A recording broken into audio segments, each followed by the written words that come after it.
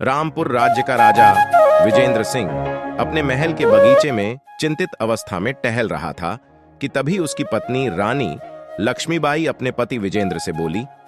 आखिर कब तक आप ऐसे ही टहलते रहेंगे? आप बताते क्यों नहीं? आपकी चिंता का विषय क्या है? फिर राजा कहता है, तुमसे कितनी बार कहा है लक्ष्मीबाई, तुम राज्य की बातों पर कम ध्यान दिया करो। तभी वहां विजेंद्र का मंत्री लोहार सिंह आ गया। मंत्री को देखकर राजा विजेंद्र सिंह क्रोधित अवस्था में बोला। मंत्री लोहार सिंह, मैं तुम्हारा कब से इंतजार कर रहा था, आखिर तुम्हें आने में इतनी देर कैसे हो गई? फिर मंत्री कहता है कि महाराज, जो आपने मुझे आदेश दिया था मैं उसी का उपाय खोजने जंगल गया था। फिर राजा कहता है, क्या तुम अपने मकसद में कामयाब हुए कि नहीं? फिर मंत्री कहता है, जी महाराज, मैं जंगल में कई साधुओं से पूछताछ की, लेकिन मुझे कोई सफलता हासिल नहीं हुई। लेकिन उन्हें जंगलों में स्थित स्मशान घाट में एक अघोरी मिला और उसे अघोरी ने आपको बुलाया है और उसने दावा किया है कि आप उसके बताए हुए रास्ते पर चलोगे तो आप सबसे शक्तिशाली राजा बन जाएंगे।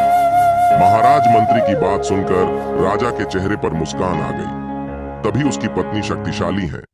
फिर राजा विजेंद्र सिंह अपनी पत्नी से बोला, बकवास बंद करो और मेरे काम में टांग मत अड़ाया करो।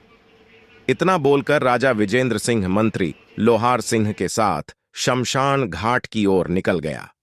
कुछ ही देर बाद राजा विजेंद्र सिंह उस अघोरी के सामने खड़ा हुआ था।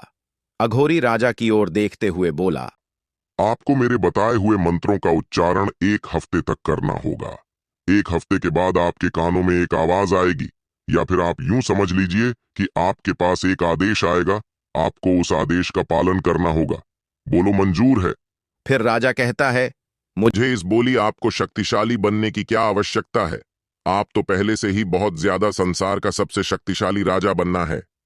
उसके लिए मैं कुछ भी करने को तैयार हूं, बताऊं आप।